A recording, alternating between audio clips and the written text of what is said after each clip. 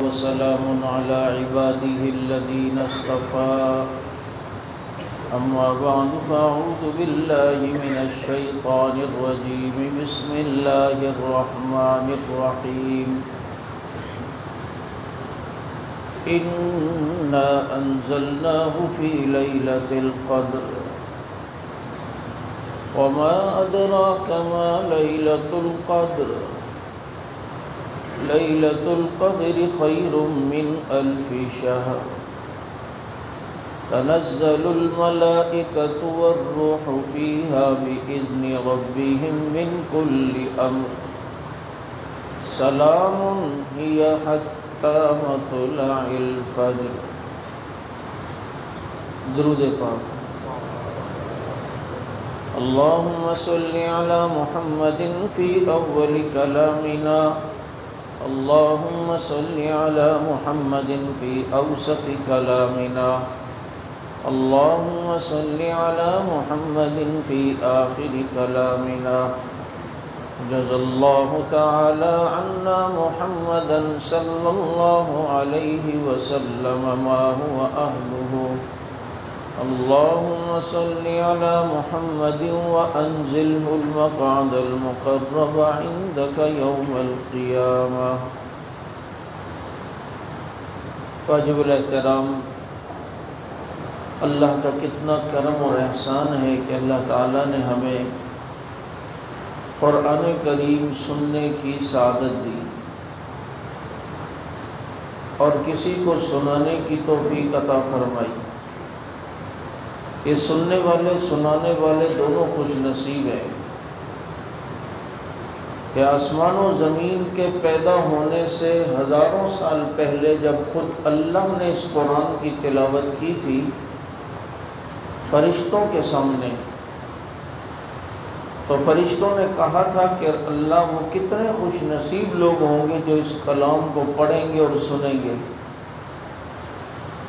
اب ذرا سوچیں اور اپنے اعمال کو دیکھیں اور اللہ کی عنایت کو دیکھیں کہ آسمان و زمین کے بننے سے پہلے فرشتوں نے جن پر رشک کیا تھا اللہ نے ہمیں ان میں سے بنایا. اور یہ قرآن کریم کا معجزہ ہے کہ قرآن کریم کو جتنا بھی پڑھے آدمی وقتی تھکاوٹ ہوتی ہے لیکن دل نہیں بھرتا. امام ابو حنیفہ رحمۃ اللہ علیہ اپنی زندگی میں 4000 مرتبہ قرآن کریم ختم کرتے ہیں. قاری عاصم کوفی رحمۃ اللہ علیہ اتنا قرآن پڑھتے تھے کہ ایک مرتبہ نبی علیہ السلام کی زیارت ہوئی تو اللہ کے نبی نے ان کے ہونٹوں پہ بوسہ دیا تو ان کے منہ سے ہمیشہ خوشبو آتی تھی. اور قرآن کریم کا یہ اعجاز ہے کہ یہ جیسے پہلے تھا ویسے آج ہے اور آج تک اس میں کوئی تبدیلی نہیں آئی اور نہ آ سکتی ہے. میں چونکہ مختصراً چند ایک معروضات آپ کے گوش گزار کرنا چاہوں گا. میں نے ایک دوسری جگہ بھی جانا ہے، وہاں بھی ختم قرآن ہی ہے کہ ایک بات میں عموماً کیا کرتا ہوں اور یہ والی گفتگو اگر آپ نے یاد رکھی تو آپ کسی بھی جگہ اسلام کی حقانیت کو رکھ سکتے ہیں، کسی بھی پلیٹ فارم پر، کہ کسی جگہ پر اس بات کے اوپر بین المذاہب ایک مکالمہ اور ایک کانفرنس یورپ میں ہوئی. ہمارے استاد مولانا امین اوکاڑوی رحمۃ اللہ علیہ نے یہ بات سنائی اور وہاں یہ طے ہونا تھا کہ ایک دین کو فالو کرتے ہیں، ایک دین پر آتے ہیں، اس لیے کہ دنیا تیسری عالمی جنگ کی طرف جا رہی ہے اور ظاہر بات ہے یہ جنگ اصل میں ہے تو مذہب کی بنیاد پر. تو جب ایک ہی دین کو سب فالو کریں گے تو پھر لڑائی جھگڑا نہیں ہوگا. اور دنیا میں 3 مذاہب یہود و نصارہ اور اسلام بڑے نامور ہیں، تو ان تینوں کے چیدہ لوگوں کو لایا گیا اور وہاں کچھ منصفین بیٹھے، انہوں نے کچھ اصول طے کیے ہوئے تھے. انہوں نے کہا کہ پہلی بات یہ ہے کہ آپ یہاں پر بیٹھے ہیں، یہودیوں کے عالم بھی بیٹھے ہیں، عیسائیوں کے پادری بھی بیٹھے ہیں، مسلمانوں کے علماء بھی بیٹھے ہیں، اور آپ میں سے ہر ایک کا دعویٰ ہے کہ ہمارا مذہب ٹھیک ہے، تو دیکھو جی جو بھی مذہب صحیح ہوتا ہے وہ کسی نبی کی طرف منسوب ہوتا ہے۔ پہلا اصول یہ ہے، تو بتائیں آپ لوگوں کا دین کسی نبی کی طرف منسوب ہے؟ عیسائیوں نے کہا ہمارا مذہب حضرت عیسیٰ علیہ السلام کی طرف منسوب ہے، یہودیوں نے کہا ہمارا مذہب حضرت موسیٰ علیہ السلام کی طرف منسوب ہے، مسلمانوں نے کہا ہمارا مذہب محمد الرسول اللہ صلی اللہ علیہ وسلم کی طرف منسوب ہے۔ انہوں نے کہا اس بات پر تو سب متفق ہو گئے۔ اب اگلا اصول یہ ہے کہ اس وقت کس نبی کا دین ہونا چاہیے، اس وقت کون سے نبی کا زمانہ چل رہا ہے۔ تو اصول یہ ہے کہ جب کوئی نبی کسی زمانے میں نبی ہوتا ہے تو اس زمانے میں اس نبی کا کوئی ایسا معجزہ بھی ہوتا ہے جو دنیا اپنی آنکھوں سے دیکھتی ہے۔ تو یہودیوں تم حضرت موسیٰ کا کوئی ایسا معجزہ دکھاؤ جو ابھی بھی معجزہ ہو، جو ہم دیکھ سکیں، پتہ چلے گی یہ زمانہ موسوی ہے۔ عیسائیوں تم حضرت عیسیٰ کا کوئی ایسا معجزہ دکھاؤ جو ابھی بھی معجزہ ہو، جو ہم دیکھ سکیں، نہیں دکھا سکے۔ مسلمانوں سے کہا آپ کا دعویٰ ہے کہ یہ دور مصطفی ہے، یہ زمانہ محمدی ہے، تو بتاؤ تمہارے نبی کا کوئی ایسا معجزہ ہے کہ جو معجزہ ہو اور ہم دیکھ سکیں؟ مسلمان عالم دین نے قرآن کریم اٹھایا اور کہا یہ میرے نبی کا وہ معجزہ ہے جو آج بھی معجزہ ہے، اور خود اللہ کے نبی نے فرمایا میرا سب سے بڑا معجزہ قرآن ہے، کہ اس کا یہ اعجاز ہے، کیونکہ معجزہ لانے سے دنیا قاصر ہے۔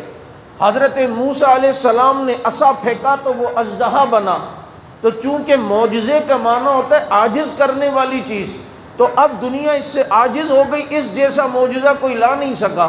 حضرت عیسیٰ علیہ السلام بردوں کو کہتے ہیں قم باذن اللہ، وہ نکل کے قبر سے باہر آتے ہیں، تو یہ دنیا کے طبیبوں کو کہا گیا تھا کہ تم ایسا کچھ دم کرو نا، تم کہتے ہو کہ میں نے فلاں مریض کو ٹھیک کیا فلاں کو، تو عیسیٰ تو مردوں کو اللہ کے حکم سے زندہ کر رہے ہیں، تم زندہ کر کے دکھاؤ، تو دنیا عاجز ہو گئی۔ تو قرآن نبی کا ایسا معجزہ ہے کہ اس نے چیلنج کیا ہے فَأْتُوا بِسُورَةٍ مِّن مِّثْلِهِ، کہ تم سارے جمع ہو جاؤ، سارے فصحاء بلغاء ایک ہو جاؤ، اس قرآن جیسی کوئی ایک صورت بنا کر لاؤ۔ ساری دنیا کے دانشور پڑھے لکھے لوگ عاجز ہو چکے ہیں، اس قرآن کی طرح ایک لائن بھی نہیں بنا سکتے۔ یہ ہمارے نبی کا سب سے بڑا معجزہ۔ مسلمان عالم دین نے کہا یہ قرآن ہمارے نبی کا معجزہ۔ پتہ چلتا ہے کہ یہ زمانہ نبوی ہے، یہ زمانہ میرے نبی کا ہے، یہ میرے مصطفیٰ کا زمانہ ہے، کیونکہ آپ جہاں پر بھی دیکھیں تو ہر جگہ نبی کے اللہ کے ساتھ نبی کا نام نظر آئے گا۔ لوگوں نے بینگن کاٹے تو اللہ اور محمد لکھا ہوا آیا، کتنی بار لوگوں نے آلو کاٹے تو اللہ اور محمد لکھا ہوا آ رہا ہے، کتنی بار لوگوں نے درختوں کے پتوں پہ اللہ محمد لکھا ہوا دیکھا۔ میں نے کاغان میں ایک پتھر دیکھا، ایک پتھر پہ لفظ اللہ ہے تو دوسرے پہ محمد لکھا ہوا ہے۔ یہ چلتے ہوئے بادلوں میں لوگوں نے نام محمد لکھا ہوا دیکھا۔ یہ سارے اشارے بتا رہے ہیں یہ دور نبوی ہے، یہ دور مصطفی ہے، یہ زمانہ محمدی ہے۔ عرش سے تا فرش تک یہ سب زمانے آپ کے، یہ ساری دنیا خدا کی قسم آج بھی نبی کی نبوت کا اعلان کرے گی، اس لیے کہ اللہ رب العزت نے یہ زمانہ نہیں بلکہ یہ سارے زمانے اگر کسی نبی کے لیے بنائے ہیں اسے محمد الرسول اللہ صلی اللہ علیہ وسلم کہتے ہیں۔ تو یہ قرآن نبی کا سب سے بڑا معجزہ۔ اب اگلی بات ہوئی، انہوں نے کہا یہاں تک تو مسلمانوں کی بات سمجھ آئی، لیکن اگلی بات یہ ہے کہ آپ اپنی کسی ایتھینٹک کتاب سے دکھا سکتے ہیں کہ آپ کے نبیوں نے دعویٰ کیا ہو کہ ہم ساری دنیا کے نبی ہیں؟ یہ میری گفتگو کو یاد رکھیے گا، دنیا کے کسی پلیٹ فارم پر آپ کو اسلام کی حقانیت و برہان اور دلیلیں رکھنی پڑے تو یہ گفتگو آپ ان کے سامنے کرنا۔ کہ آپ کے نبیوں نے دعویٰ کیا ہے، آپ اپنی کتاب سے دکھائیں کہ وہ ساری دنیا کے نبی ہیں، تاکہ امتی کو حق پہنچے کہ بھئی وہ پھر اس نبی کے دین کو ساری دنیا میں پھیلانے کے لیے لڑائی لڑے، جنگیں لڑے، جو کچھ بھی کریں۔ یہودیوں تم بتاؤ اپنی کتاب سے کہ حضرت موسیٰ ساری دنیا کے نبی ہیں، نہیں دکھا سکے۔ عیسائیوں تم بتاؤ، اب وہ کیا بتائیں گے کہ بائبل میں تو لکھا ہے کہ حضرت عیسیٰ کہتے ہیں میں بنی اسرائیل کی کھوئی ہوئی بھیڑیوں کو اللہ سے ملانے آیا ہوں، وہ تو آئے ہی صرف بنی اسرائیل کے لیے نبی بن کے۔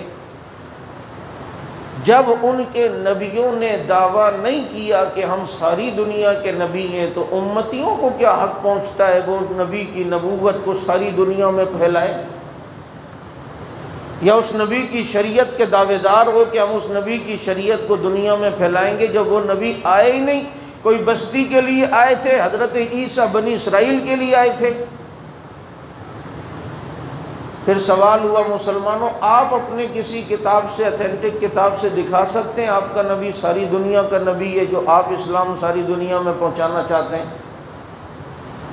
مسلمان عالم دین نے قرآن کریم اٹھایا اور کہا ایک جگہ سے بتاؤں یا کئی جگہ سے بتاؤں؟ تو یہ دیکھیں ہماری کتاب میں وَمَا أَرْسَلْنَاكَ إِلَّا رَحْمَةً لِّلْعَالَمِينَ، کہ اللہ نے کہا ہے کہ میں نے تمہیں سارے عالم کے لیے، جہانوں کے لیے رحمت بنا کے بھیجا۔ وَمَا أَرْسَلْنَاكَ إِلَّا كَافَّةً لِّلنَّاسِ، میں نے ساری انسانیت کے لیے آپ کو دنیا میں بھیجا۔ هو الذي ارسل رسوله بالهدى ودين الحق ليظهره على الدين كله، اے نبی آپ کو بھیجا اس لیے کہ آپ کا دین ساری دینوں پر غالب آئے۔ انا ارسلناک شاہدا ومبشرا ونذیرا وداعیا الی اللہ باذنہ وسراجا منیرا، آپ کو اللہ نے سورج کہا اور سورج ساری دنیا کے لیے ہوتا ہے، میرا نبی بھی نبی ساری دنیا کے لیے نبی بن کے آئے۔ حق صرف اسلام کو ہے، اخلاقاً بھی، شرعاً بھی، قانوناً بھی، کہ وہ ساری دنیا میں نافذ ہو۔ یہ صرف اسلام کو حق ہے، کیونکہ باقی نبیوں نے دعویٰ کبھی نہیں کیا ہم ساری دنیا کے نبی ہیں، تو ان کے ماننے والے کس بنیاد پر ساری دنیا میں دین پھیلانے کا جذبہ بنائے ہوئے ہیں اور ٹھیکہ لے رہے ہیں؟ یہاں تک تیسرے اصول میں بھی مسلمان کی بات انہیں سمجھ آئی، منصفین کو۔ چوتھی بات یہ ہوئی کہ آپ لوگ اپنے اپنے نبیوں کی شریعت اور تعلیمات نافذ کرنا چاہتے ہو، تو یہودیوں ذرا بتاؤ حضرت موسیٰ کی تعلیمات کیا ہے، کھانے پینے میں کیا تعلیمات ہیں، ان کی کیا سنت ہے، کیا طریقے ہیں؟ نہیں پتہ۔ عیسائیوں تم بتاؤ حضرت عیسیٰ سوتے کیسے تھے، یا حضرت عیسیٰ کی معاشی زندگی کیسی تھی، معاشرتی زندگی کیسی تھی، یا ان کی کوئی سنتیں ہوں تو بتاؤ۔ نہیں بتا پائے، محفوظ ہی نہیں کسی نبی کی سنت طریقے۔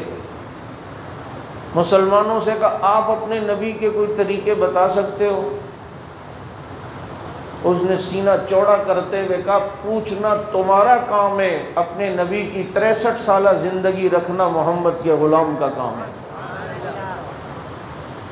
میرے نبی کے ایک ایک طریقے کو اللہ نے محفوظ بنایا ہے۔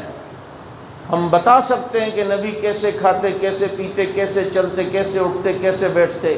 ہم بتا سکتے ہیں کہ ہمارے نبی سوتے تو کس طرح سوتے تھے، وضو کر کے سوتے، سرما لگا کے سوتے، کنگھا کر کے سوتے، دائیں کروٹ پہ سوتے، نبی کروٹ لیتے ہوئے کیا دعا پڑھتے، نبی لیٹتے لیٹتے ایک دم بستر پہ اس وقت کیا دعا پڑھتے، جب آنکھ کھلتی تھی تو کیا دعا پڑھتے تھے۔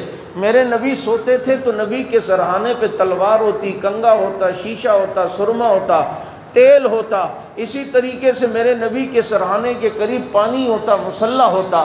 ہم بتا سکتے ہیں نبی اٹھتے تھے تو اپنی آنکھوں کو یوں مل لیا کرتے تھے۔ ہم بتا سکتے ہیں کہ ہمارے نبی تیل لگاتے تھے تو پہلے بھووں پہ لگاتے تھے، پھر پلکوں پہ لگاتے تھے، اور سر پہ لگاتے تھے تو پیشانی کے بالوں سے شروع کرتے تھے، داڑھی پہ لگاتے تھے تو کبھی گردن سے شروع کرتے تھے، کبھی یہ چھوٹی داڑھی سے شروع کرتے تھے۔ ہم بتا سکتے ہیں کہ ہمارے نبی سرما لگاتے تو پہلے 2 سلائیاں سیدھی آنکھ میں، پھر 3 سلائیاں الٹی آنکھ میں، پھر 1 سلائی سیدھی آنکھ میں۔ ہم بتا سکتے ہیں کہ ہمارے نبی کپڑے پہنتے ہوئے کون سی دعا پڑھتے تھے، کپڑے اتارتے ہوئے کون سی پڑھتے تھے۔ ہم بتا سکتے ہیں ہمارے نبی کے چلنے کا انداز کیسا تھا، گھر میں داخل ہوتے ہوئے کون سا قدم رکھتے، کون سی دعا پڑھتے۔ ہم بتا سکتے ہیں کہ ہمارے نبی ناخن کس طرح کاٹا کرتے تھے، کن دنوں میں کاٹا کرتے تھے۔ پوچھنا تمہارا کام ہے، 63 سالہ نبوت کی زندگی کو رکھنا ہمارا کام ہے۔ ایک ایک ادا کو محفوظ کیا، نبی کے انداز کو محفوظ کیا، اور نبی کی ساری شریعت محفوظ۔ اور یہ سعادت اللہ نے محمد الرسول اللہ صلی اللہ علیہ وسلم کو دی کہ کسی نبی کو اللہ نے اس کی امت کے لیے شب قدر نہیں دی ہے۔ یہ خصوصیت میرے نبی کی ہے کہ اگر کسی نبی کو ان کی امت کے لیے ایک رات کی عبادت 80 سال کی عبادت سے زیادہ بنتی ہو، یہ رات شب قدر اللہ نے صرف محمد الرسول اللہ کے صدقے ان کے غلاموں کو دی ہے۔ اور یہ بھی صحابہ کرام کا احسان ہے۔ بات چلی تو میں بتلا دوں، کسی نبی کی شریعت محفوظ نہیں، ہمارے نبی کی شریعت طریقہ ادائیں تک محفوظ ہیں۔ کیوں؟ اس لیے کہ کسی نبی کو ایسے ساتھی نہیں ملے تھے جیسے ساتھی ہمارے نبی کو ملے، کسی نبی کو ایسے صحابہ نہیں ملے تھے جیسے صحابہ ہمارے نبی کو ملے۔ کس کو ابو بکر صدیق جیسا ملا؟ اللہ کے خزانوں میں اگر نبیوں میں میرا نبی اکیلا ہے تو اللہ کے خزانوں میں امتیوں میں ابو بکر بھی اکیلا ہے۔ وہ صحابہ جنہوں نے نبی کی ایک ایک اداؤں کو محفوظ کیا۔ یار ہم لیلا مجنو کے قصے کرتے ہیں کہ ان کی آپس کی محبتیں تھیں، ہم شیری فرحات کی باتیں کرتے ہیں، ہم ہیر رانجھے کی باتیں مثالیں میں پیش کرتے ہیں۔ جو محبت نبی کو صحابہ سے اور صحابہ کو نبی سے تھی، ایسی مثال تو لاؤ۔ انداز اور نبی کی ادائیں بھی محفوظ کی ہوتی تھیں۔ یہ منکرین حدیث ہے نا، یہ حدیث پر بڑے اعتراض کرتے ہیں کہ جی یہ کیسے ہو سکتا ہے۔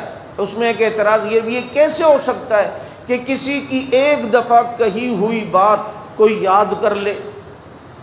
یعنی وہ کہتے ہیں کیسے ہو سکتا ہے صحابہ نے نبی کی باتیں یاد کر لیں؟ تو ان کو علماء نے جواب دیا، اور ظالموں، جب کسی سے محبت عروج پر ہو نا، اس کی بات تو یاد رہتی ہے۔ آدمی جب اس طرف متوجہ ہوتا ہے اور وہ آپ سے کوئی بات کرنے لگتا ہے تو آدمی سب طرف سے توجہ ہٹا کر اس طرف توجہ کرتا ہے۔ صرف اس کی بات یاد نہیں رہتی، اس کا انداز بھی یاد رہتا ہے۔ اور محبت کرنے والے ہوں صحابہ، اور محبوب ہوں محمد الرسول اللہ جیسے، اور حسین ہو نبی علیہ الصلوۃ والسلام جیسے، جمال ہو میرے نبی جیسا، اور سامنے حسن میرے نبی جیسا، اور جس کے حسن کو دیکھ کر آسمان و زمین کے ستارے چاند بھی مرجھا جائیں، اور جن کا حسن ایسا کہ جب وہ مسکرائیں تو خزاں میں بھی بہار آ جائے، جب وہ بولیں تو دنیا میں سکوت طاری ہو جائے۔ یہ نبی جب گفتگو کریں تو صحابہ کتنی توجہ سے ادھر متوجہ ہوتے تھے۔ صرف نبی کی بات یاد نہیں کی ہے، نبی کے انداز کو بھی یاد کیا ہے۔ کیا حیرانگی ہوتی ہے مجھے، اللہ نے اصل میں انتظام کرنا تھا نبی کی باتوں حدیثوں کو دنیا تک پہنچانے کے لیے، تو اللہ نے ایسے حافظے کے لوگ نبی کو دیے جنہوں نے نبی کی ایک ایک بات اور اداؤں کو بھی محفوظ رکھا۔ میں ساتھیوں سے کہتا ہوں، دیکھیں میں اس پر حیران ہوتا ہوں، یہ انگلیوں پر گننے کا جو سنت طریقہ ہے وہ ہم تو یوں یوں گنتے ہیں، حالانکہ جو عقد انامل میں جو روایت ہے نبی علیہ السلام کے گننے کا وہ یوں ہے، یہ 1، یہ 2، یہ 3، یہ 4، یہ 5، یہ 6، یہ 7، یہ 8، 9، 10، یہ 20، یہ 30، یہ 40، یہ 50، یہ 60، یہ 70، یہ 80، یہ 90، یہ 100۔ اب میں اگر یوں گنوں روزانہ، آپ عصر کے بعد مجھے دیکھتے رہیں، آپ کو یاد ہوں گی؟ سکھانے لگوں گا تو پھر بھی 1 ہفتے لگیں گے۔ کیا لوگ تھے، صرف نبی کو دیکھا اور یہ ساری انگلیوں کی ادائیں بھی محفوظ کر کے امت تک پہنچائیں ہیں، یہاں تک کہ نورانی قاعدہ پڑھتے ہوئے ایک جملہ آتا ہے، ایک حرف آتا ہے، لا تأمن، ایک جملہ آئے گا، کیسے پڑھیں گے؟ لا تأمن، میرے ہونٹوں کو دیکھیے گا، لا تأمن، بچہ پڑھتا ہے لا تأمن، قاری صاحب ڈنڈی مارتے ہیں، بے لا تأمن، ہونٹ گول کرو، لا تأمن، اور کہتے ہیں استاد جی یہ ہونٹ گول کرو لا تأمن پر نون پر تشدید ہے، انا اعطینا پر بھی تو نون پہ تشدید تھی، آپ نے وہاں ہونٹ گول نہیں کروائے، لقد منا پہ بھی تو ہونٹ گول نہیں کروائے، وہاں بھی تو نون پہ تشدید تھی، یہ لا تأمن، یہاں ہونٹ گول کرنے کا اصول کیا ہے، قاعدہ کیا ہے؟ استاد جی کہتے ہیں قاعدہ اصول کچھ نہیں ہے، آج سے 1400 سال پہلے ہمارے نبی نے لا تأمن پڑھا تو نبی کے ہونٹ مبارک گول ہوئے تھے، تو صحابہ نے اتنی ادائیں بھی پاکستان والوں تک پہنچا دی ہیں، ایسے میرے نبی کی اداؤں کو اللہ نے محفوظ کیا، یہ احسان ہے صحابہ کرام کا، کتنے احسان، اور یہ آج اگر شب قدر ہے تو یہ بھی صحابہ کرام کا احسان ہے کہ انہوں نے نبی سے پوچھ لیا، اللہ کے نبی نے ایک شخص کی عبادت کا ذکر کیا بنی اسرائیل کی، اور بتایا کہ ان کی اتنی عمریں ہوتی تھی، 500 سال، 1000 سال ان کی عبادت ہوتی تھی، تو صحابہ نے کہا اللہ کے نبی ہماری تو عمریں بہت کم ہیں، تو اس طرح تو ان کے سجدے زیادہ ہو جائیں گے، نمازیں زیادہ ہو جائیں گی، تو عبادت میں تو وہ ہم سے نمبر لے جائیں گے، تو اللہ نے صحابہ کے اس معصومانہ سوال پر قرآن نازل کر دیا، اِنَّا أَنزَلْنَاهُ فِي لَيْلَةِ الْقَدْرِ وَمَا أَدْرَاكَ مَا لَيْلَةُ الْقَدْرِ لَيْلَةُ الْقَدْرِ خَيْرٌ مِّنَ أَلْفِ شَهْرٍ تَنَزَّلُ الْمَلَائِكَةُ وَالرُّوحُ فِيهَا بِإِذْنِ رَبِّهِمْ مِنْ كُلِّ أَمْرٍ سَلَامٌ هِيَ حَتَّى مَطْلَعِ الْفَجْرِ، یہ ایک رات، اللہ نے کہا یہ ایک رات جسے نصیب ہو گئی سمجھ لو اسے 1000 مہینوں کی عبادت کا ثواب مل گیا۔ اور ابن قیم رحمۃ اللہ علیہ کا ایک قول پڑھا، ابن قیم فرماتے تھے یہ تو ہمارے نبی نے آخری طاق راتوں کی اندر شب قدر تلاش کرنے کا کہا، اگر یہ حکم اللہ کے نبی دیتے کہ پورے سال میں کوئی ایک رات ہے تو میں اس شب قدر کے حصول کے لیے ہر رات جاگتا، کیونکہ دل میں قدر ہے تو ہر رات شب قدر ہے، دل میں قدر نہیں تو شب قدر بھی بے قدر ہے، بازاروں کی نظر ہے، گپوں کی نظر ہے، گیدرنگ کی نظر ہے، مستیوں کی نظر ہے، اتنی بڑی رات، یہ 5 راتیں اس میں تلاش کرنی تھیں اور اتنی بڑی دولت ملنی تھی، اور اس سے اگر اسی لیے نبی نے فرمایا جو شب قدر سے محروم رہا وہ ہر نعمت سے محروم رہا۔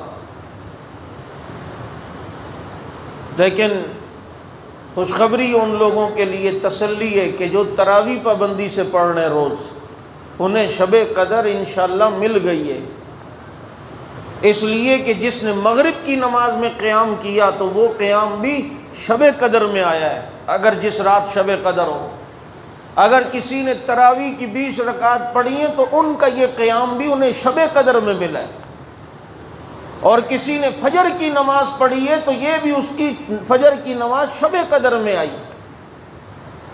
اور جس نے عشاء اور فجر کی نماز جماعت سے پڑھی تو حدیث میں آتا ہے کہ پوری رات عبادت کا ثواب ملتا ہے، تو سمجھ لو اسے بھی اللہ نے شب قدر دے دی ہے جس نے عشاء اور فجر کی نماز جماعت سے پڑھی ہے۔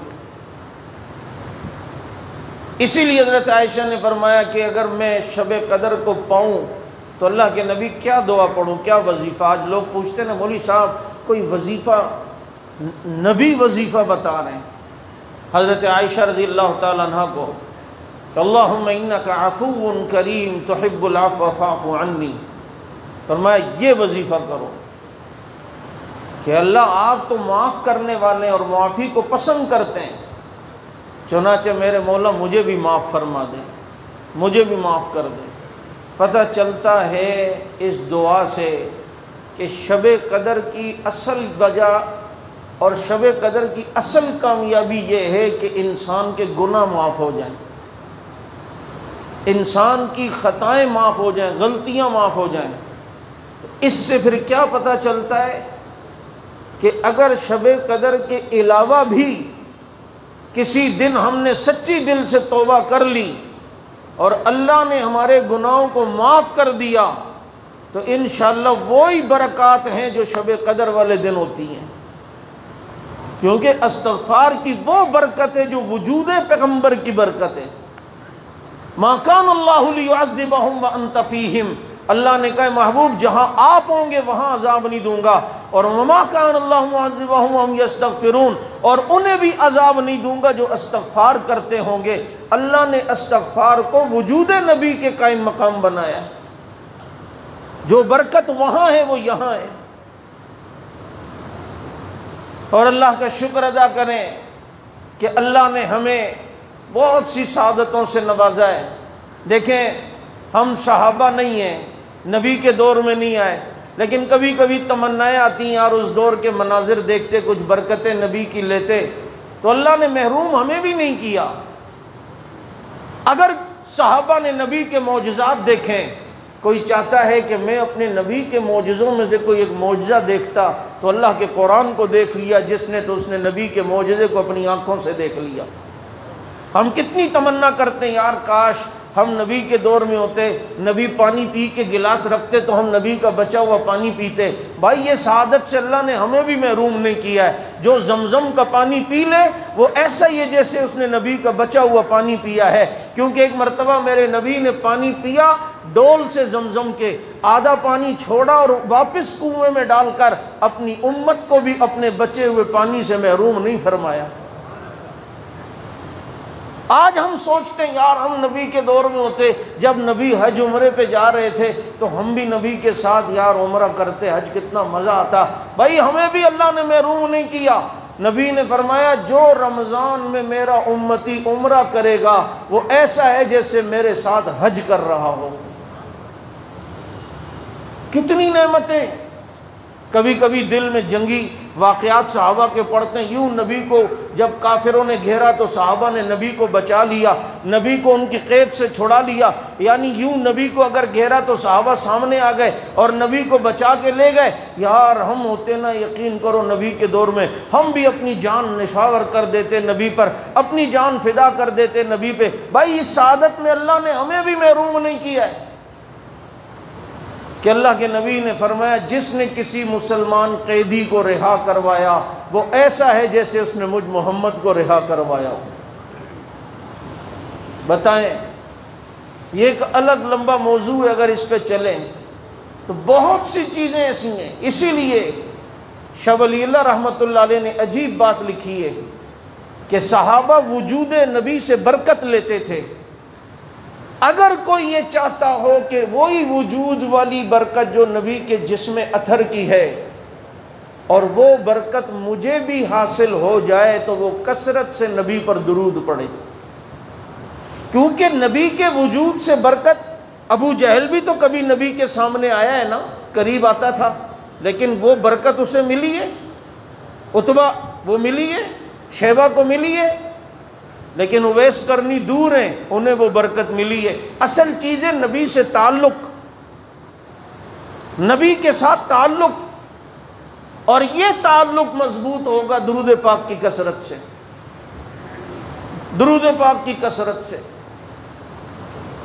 میں مدینہ منورہ میں تھا، مسجد نبوی میں ہجوم لگا ہوا تھا نبی کے روضے پر، وہاں احساس ہونے لگا یار ہم جائیں گے پتہ نہیں نبی ہمیں پہچانیں گے یہ نہیں، ہم تو پتہ نہیں کون سے نمبر کے لوگ ہیں، او کون سا نمبر آتا ہے، ابو بکر کا تو پہلا نمبر ہے، ان کی تو بات ہی کچھ اور ہے، پتہ نہیں ہمارا نمبر ہے بھی یا نہیں۔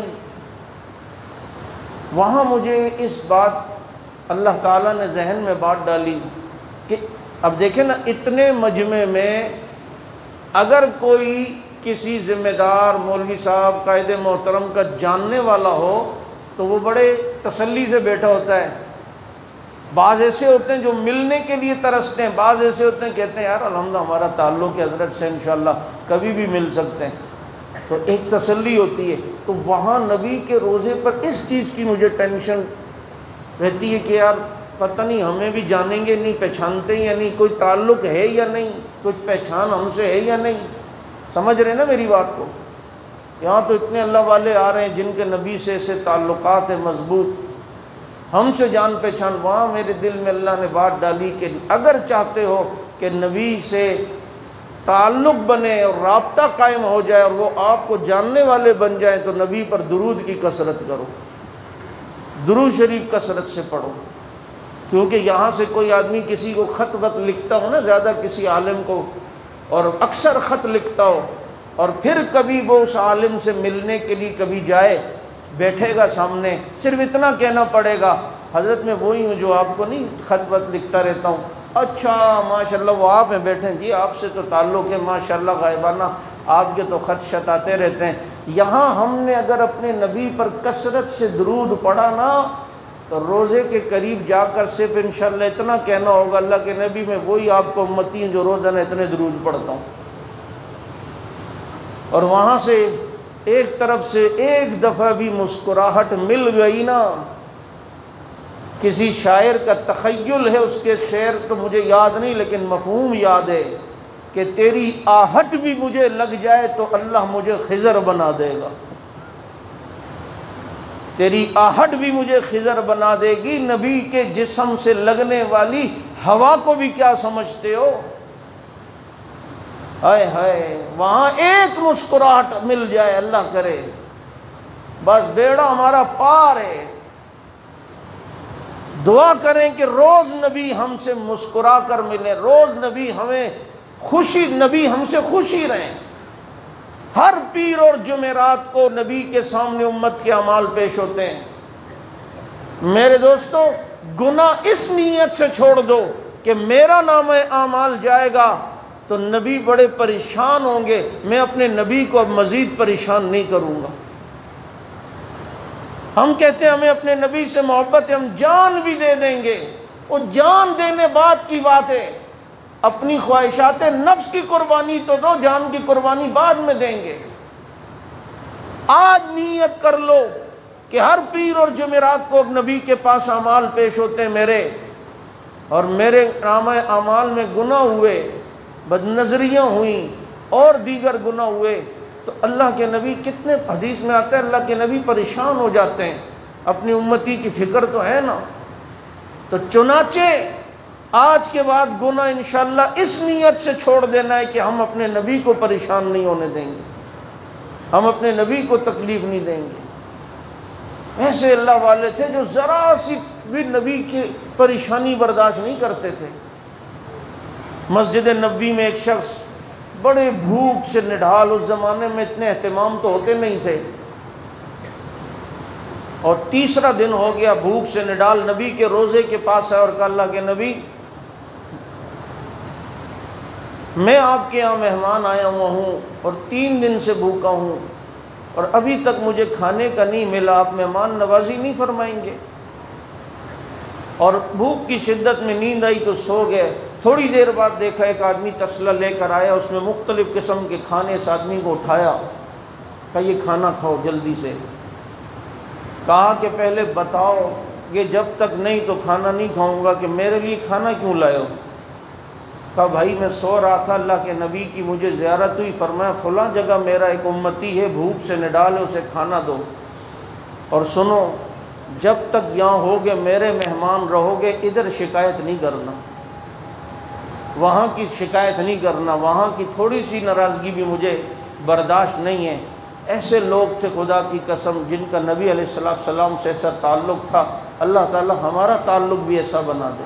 خدا کی قسم دین میں اللہ اور رسول کی محبت میں، عشق میں جو مزہ ہے نا، وہ بادشاہوں کو اپنی جو ہے وہ اپنی اس سیجوں پر بھی مزہ نہیں آتا اور اپنے ان مسندوں پر بھی مزہ نہیں آتا جو ان درویشوں کو اللہ رب العزت بوریے پہ مزہ دیتے ہیں.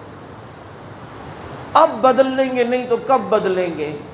آگے پتہ نہیں زندگی کتنی ہے، اور یہ رمضان کا اینڈ چل رہا ہے، اللہ سے معافی مانگ لیں، اللہ سارے گناہوں کو معاف فرمائیں گے۔ تو میرے دوستوں، میں عرض یہ کر رہا تھا کہ یہ دین ہم تک پہنچا ہے حضرات صحابہ کرام کے ذریعے۔ آج الحمدللہ ہم پنکھے کے نیچے اگر نمازیں پڑھ رہے ہیں تو یہ پیچھے محنت ان لوگوں کی تھی جنہوں نے تلواروں کے سائے میں نمازیں پڑھی تھی، جنہوں نے زمانے کی سرد گرم ہواؤں کو اپنے اوپر سہا تھا، اور ہم تک الحمدللہ دین پہنچایا۔ ان کا ہم پر حق ہے، ان کو سمجھو، ان کی اہمیت کو سمجھو۔ یہ عبد الغفور ندیم شہید کی قبر سے خوشبو ایسے ہی نہیں آئی ہے، یہ اسی محبت صحابہ کے مشن پہ گئے۔ ناگن چورنگی نہیں، پوری کراچی کو اللہ نے ان کی قبر کی خوشبو سے بتایا ہے کہ یہ کام تھی، اس کام کے کرنے والے بھی تھی۔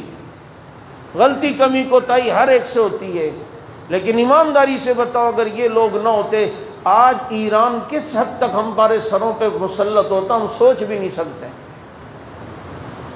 چنانچہ آپ کو تو زیادہ تفصیل مجھے بتانے کی ضرورت نہیں ہے، ابھی میں نے ایک فضیلت بتائی، نبی نے فرمایا جس نے کسی مسلمان قیدی کو رہا کیا وہ ایسا ہے جیسے اس نے مجھ محمد کو رہا کروایا ہو۔ یہ فضیلت آپ کو یہیں پر چندہ دے کر مل سکتی ہے، کیونکہ دین کی نسبت سے اسیر اور قیدی یہاں ہیں۔ بیواؤں اور یتیموں جو شہداء کے ہیں، الحمدللہ ہر مہینہ ان کے پابندی سے وظیفہ ہے۔